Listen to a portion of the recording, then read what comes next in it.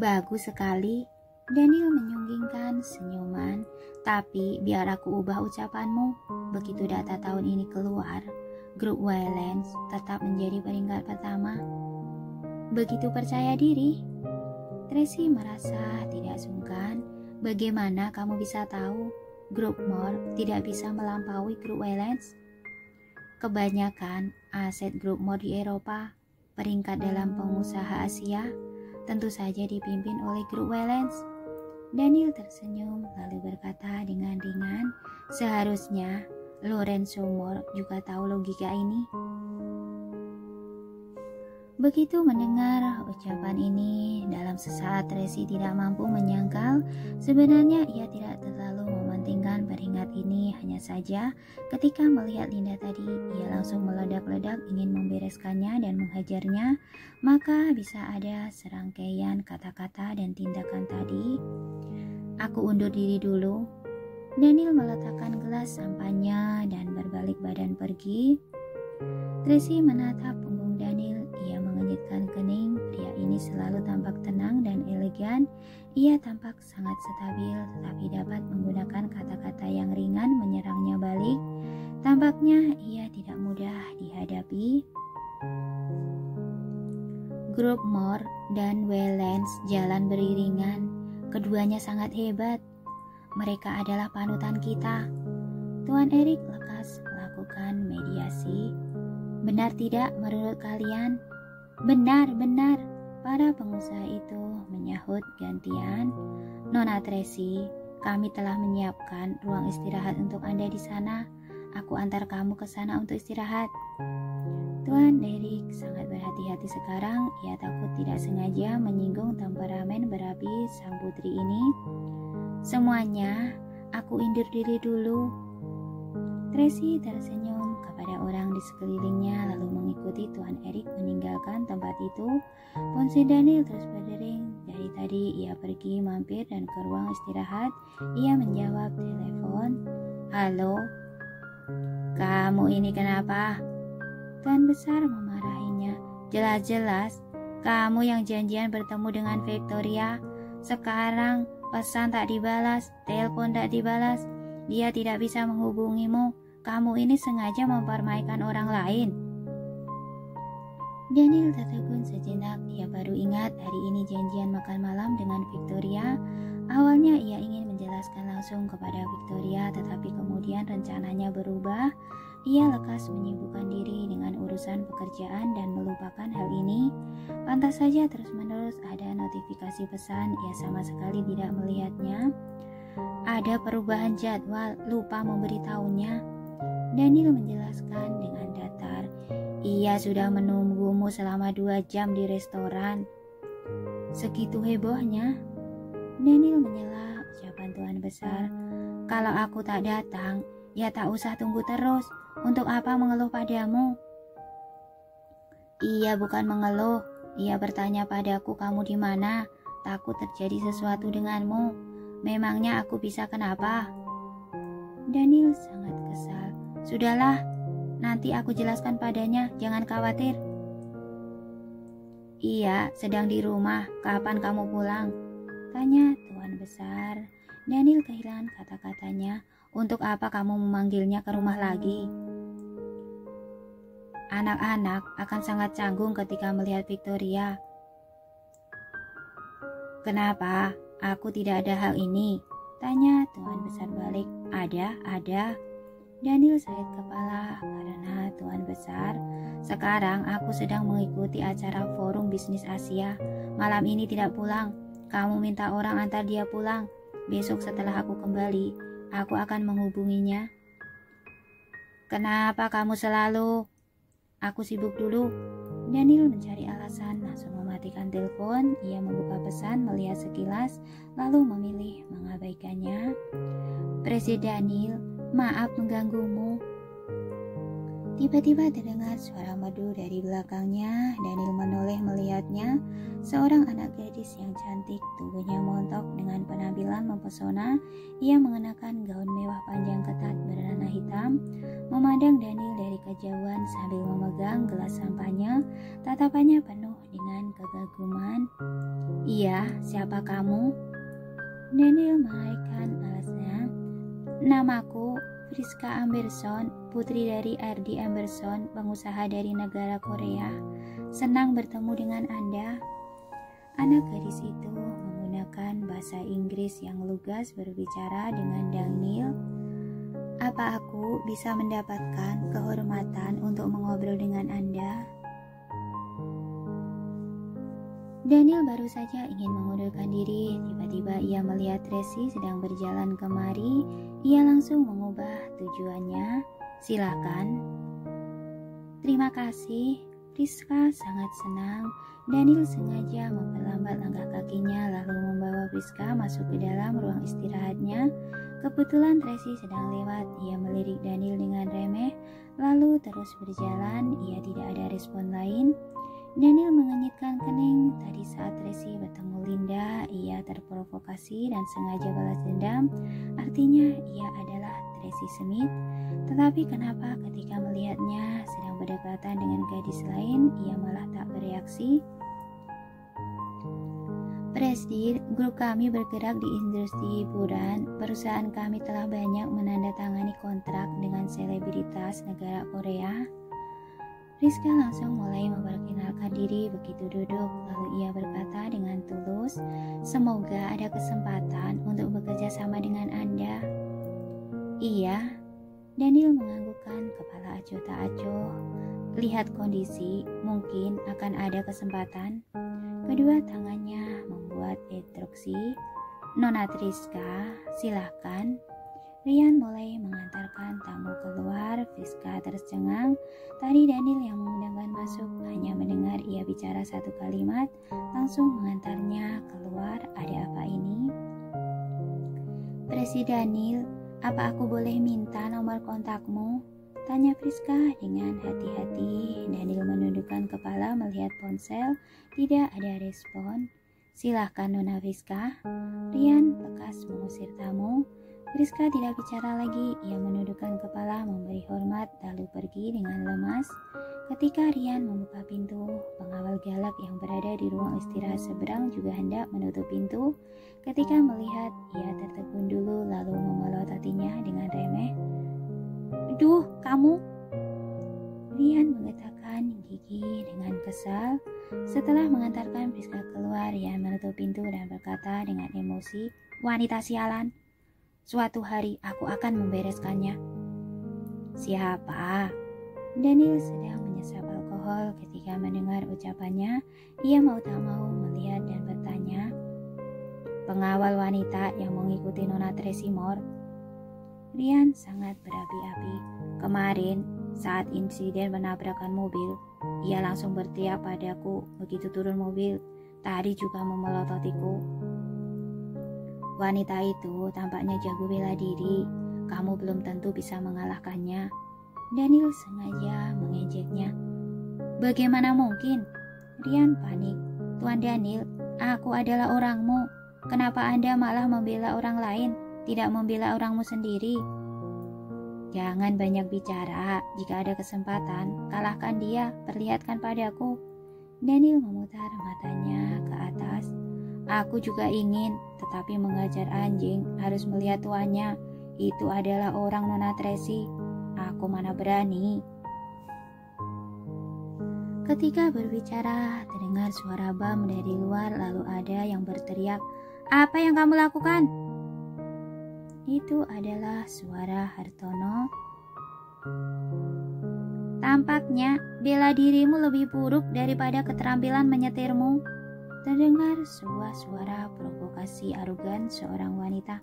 "Kurang ajar, aku akan membuatmu melihat apa yang disebut bela diri." Hartono tidak sungkan lagi. Ia langsung berkelahi dengan wanita itu. Rian lekas keluar memeriksa keadaan di luar. Ia membuka pintu dan menegur, "Hartono, apa yang sedang kamu lakukan?" "Karian!" Ketika fokus Hartono teralihkan, dadanya mendapat sebuah pukulan. Ia murka sekali. Ketika ia ingin membalasnya, pintu di ruang seberang terbuka, lalu terdengar sebuah suara, "Paula, kamu sedang apa? Lagi-lagi menindas orang lemah." "Lemah?" Hartono menggebu-gebu hingga telinganya merah. Kamu bilang siapa lemah? Rian mengenyitkan kening memelototi Naomi, wanita sialan ini yang suka memprovokasinya beberapa kali jika ia menahan diri lagi ia bukan seorang pria. Aku bilang, kamu kenapa? Naomi menalihkan alis tertawa mengejeknya. Kamu? Rian mengepalkan tangan maju ke depan. Lancang sekali. Tiba-tiba terdengar sebuah suara rendah dari belakang. Walaupun hati Rian tak senang, tetapi ia hanya bisa menyingkir ke samping. Paula, Naomi. Juga terdengar suara teguran dari ruang seberang. Kenapa lagi-lagi menindas pria? Menindas pria? Hartono murka sekali ketika mendengar ucapan ini. Raut wajah Rian juga berubah menjadi masam. Ia menahan diri seperti macan tutul yang mengamuk. Nona Tracy, bawahanmu sama denganmu. Temperamennya meledak-ledak. Daniel berjalan keluar secara perlahan. Maaf, Tracy jarang sekali bersikap rendah diri. Keluarga Moore pemberani dan pandai berkelahi. Karakternya unik. Mohon Presiden memaafkan kami. Tidak apa, pria sejati tidak berkelahi dengan wanita. Bagaimanapun Daniel mengembalikan harga diri kepada Rian dan Hartono. Keluarga Wellens kami, walaupun jago bela diri, namun tidak akan menindas yang lemah.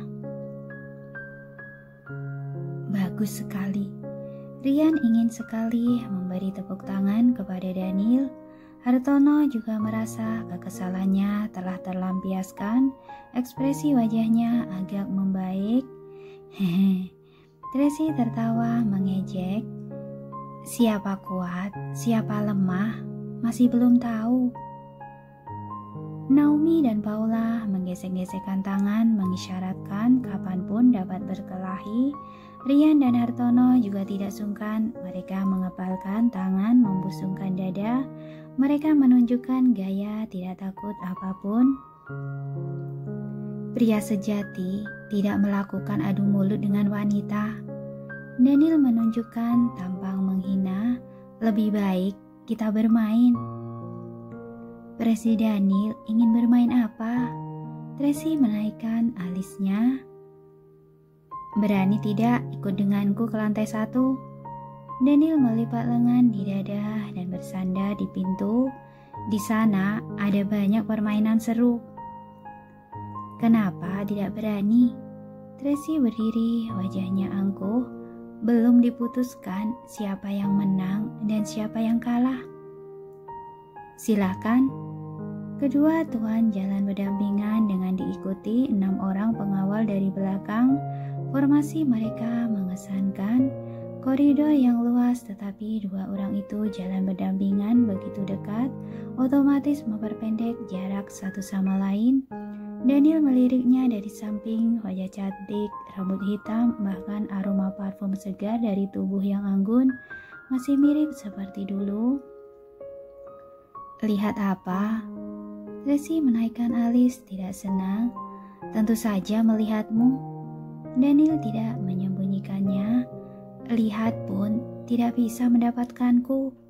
Tracy sangat angkuh. Belum pasti. Daniel menyunggingkan senyuman ketika tiba di lantai bawah. Tracy baru tahu apa itu permainan seru. Bukankah hanya tempat berburu para pria? Di atas panggung ada seorang penari tiang sedang menari. Di sekeliling ada banyak permainan hiburan seperti permainan anak panah, menembak, dan berbagai permainan poker. Beberapa pengusaha merangkul aktris pemula. Mereka bermain poker Texas Hold'em sambil bersenang-senang. Tuan Eric sedang membeli taruhan kuda di samping. Bawahannya melapor bahwa Daniel dan Tracy datang. Tuan Eric lekas pergi menyambut mereka, sedangkan para pengusaha itu juga menghentikan aktivitasnya dan menyapa secara bersamaan.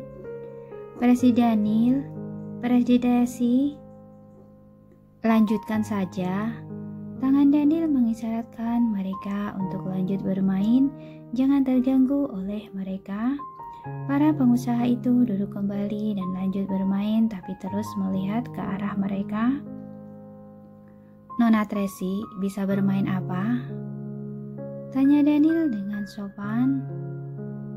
"Ini semua permainan pria." Tracy melirik, tatapannya jatuh ke papan anak panah.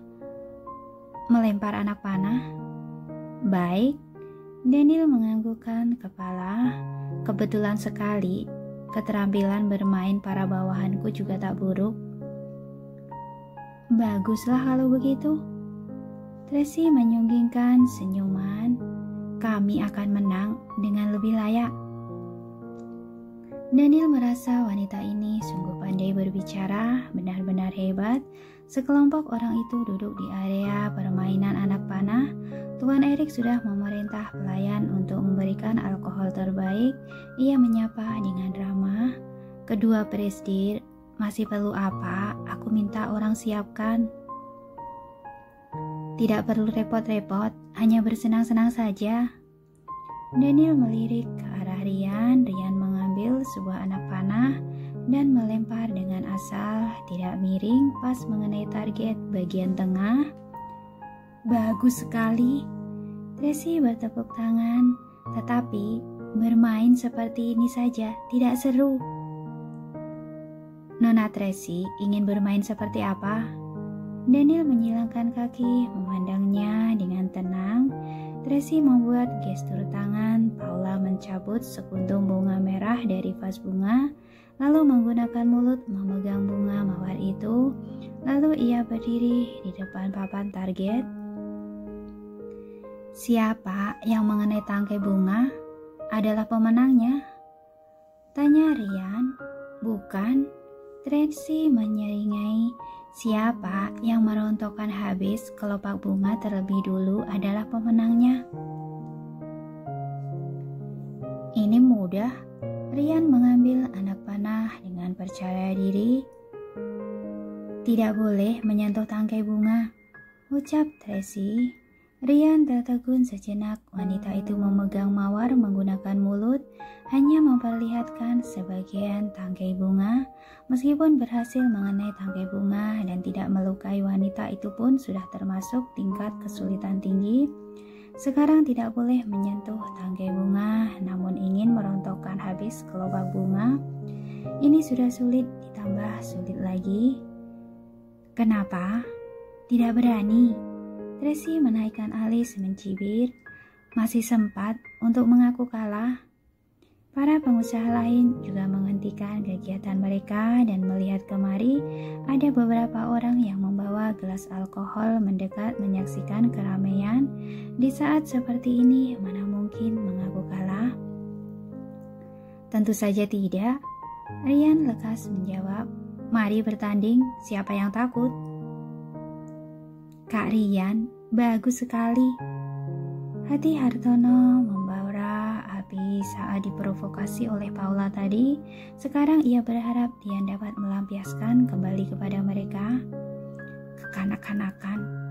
Paula memutar mata ke atas sambil memegang bunga mawar di mulut. "Presiden Daniel, aku bilang dulu ya." Tracy mengangkat gelas alkohol dan memperingatkan dengan angkuh. "Jika sampai melukai orangku, maka aku tidak akan sungkan." "Sudah dengar?" Daniel menaikkan alis melihat Rian. "Tuan Daniel, tenang saja."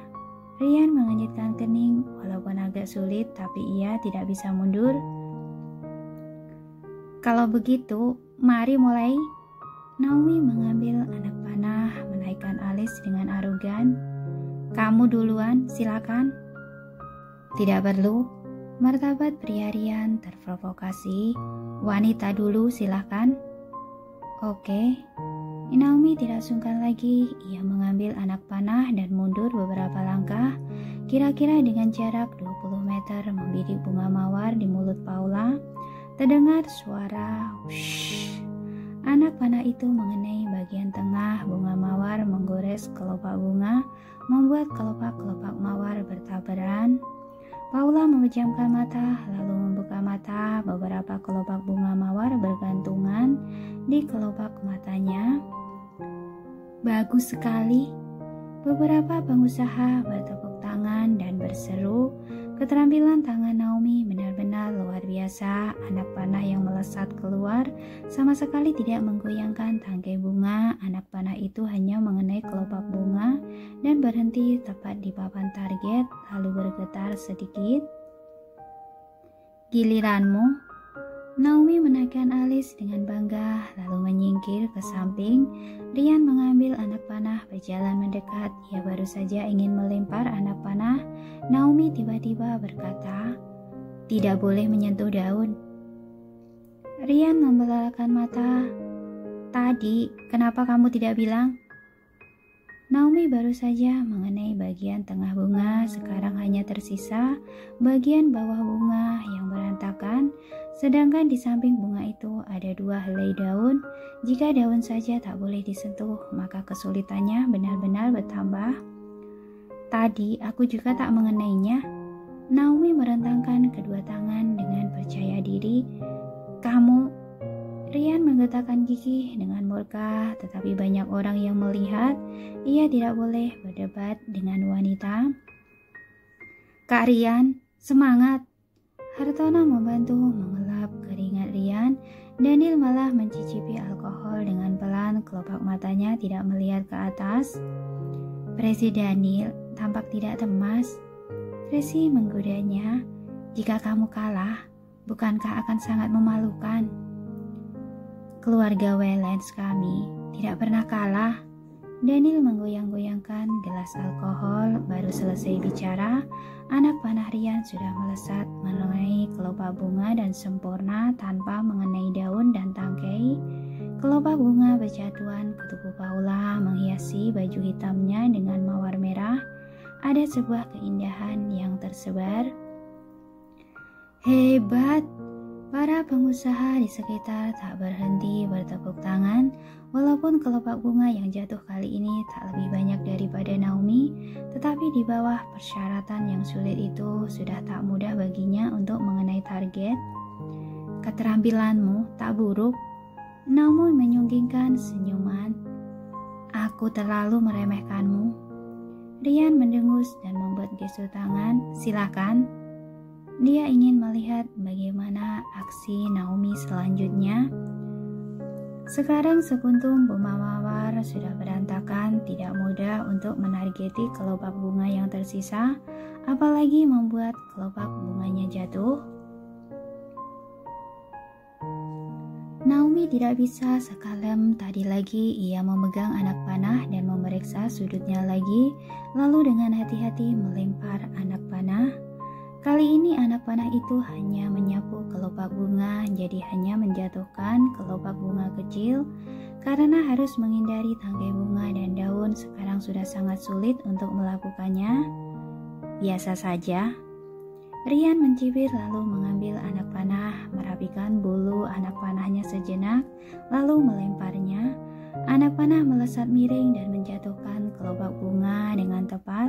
Kali ini tepuk tangan para penonton semakin meriah. Semua orang memuji Rian. Ujung bibir Daniel terangkat. Ia lanjut menyesap anggur merahnya. "Tak buruk juga." Tracy memujinya dengan sederhana, seolah tiba-tiba memikirkan sesuatu. Ia bertanya dengan santai, "Tapi, Presiden Daniel, rasanya kita belum membicarakan taruhannya." Daniel memandangnya dengan tertarik. "Nona Tracy ingin bertaruh atas apa?" "Jika aku menang, aku ingin kamu melakukan suatu hal untukku." Tracy memicingkan mata, menatapnya dengan setengah tersenyum. "Oke." Daniel sangat puas. "Kamu tidak menyanyikan hal apa itu?" Tracy menaikkan alisnya. "Tidak masalah, selama tidak melanggar aturan dan tidak melanggar moral." Daniel sangat percaya diri. "Terlebih lagi, aku tidak akan kalah." "Begitukah?" Tracy tersenyum. Kalau begitu, mari kita nantikan. Jika kamu kalah, Daniel menggoyangkan gelas alkohol dan mendekatinya perlahan-lahan. Silahkan sebut apa maumu. Tracy sangat puas. Aku ingin kamu. Tubuh Daniel agak condong ke depan, tatapannya dalam seperti binatang buas yang agresif. Menemaniku malam ini. Satu kalimat ini membuat kegemparan besar. Seluruh orang di dunia ini tahu Daniel orang yang berani, tetapi tidak tahu ia dapat seberani ini. Ia malah meminta permintaan yang kelewatan pada pemegang saham terbesar kedua grup Moore. Benar-benar berani sekali. Ekspresi para pengawal keluarga Moore menjadi tegang. Mereka memelototi Daniel dengan murka, seolah menggunakan tatapan mata untuk membunuhnya. Rian dan Hartono sekaligus pengawal grup Waylands berseri-seri kegirangan ketika melihat tuan mereka mendominasi. Ditindas terus oleh sekelompok wanita ini, akhirnya situasi telah terbalik. Tuan Daniel, bagus sekali. Presiden Daniel pantas menjadi panutanku. Seorang pengusaha mendesah dengan jujur. Aku benar-benar mengaguminya. Benar-benar salut sekali. Aku saja tidak berani membayangkan. Pengusaha lain berbicara dengan suara rendah lalu segera menutup mulut. Ia merasa ucapan yang akan ia katakan menyinggung grup Moore. Presiden Daniel, hebat sekali. Beberapa pengusaha lain juga berseru. Mereka semua mengelilingi menyaksikan tontonan seru itu. Hehehe. Tracy menyeringai mencibirnya. Pantas disebut Daniel Waylands. Kenapa? Tidak berani? Daniel duduk bersandar di kursi kulit hitam. Ia menekan alis dengan angkuh. Atau kamu berpikir kamu akan kalah? Tentu saja, aku tidak akan kalah. Tracy tidak menunjukkan kelemahan. Mari bertaruh. Jika kamu kalah, lihat bagaimana aku membereskanmu. Aku sangat menantikannya. Daniel menyunggingkan senyuman. Ia tersenyum tak tahu malu. Wajah Tracy menegang. Ia memelototi Daniel dengan marah lalu berbicara kepada Naomi. Harus menang. Baik, Nona. Naomi mengambil anak panah, pergi mengambil posisi. Ia menabrak Rian. Minggir. Hei, kamu. Rian mengepalkan tangannya. Kalau bukan karena sedang bertaruh, ia pasti ingin sekali berkelahi dengannya. Naomi memegang anak panah, memicingkan mata, memeriksa sudut. Kemudian, wush, anak panah itu terbang. Di momen kritis Paula tiba-tiba bergerak sedikit. Anak panah itu menyapu akurat benang sari bunga. Lalu kelopak bunga besar jatuh dan terbang mendarat di wajah Paula serta pakaiannya. Paula mengedipkan mata, lalu ketika melihat kelopak bunga yang jatuh itu, ujung bibirnya terangkat. Ia tersenyum sombong.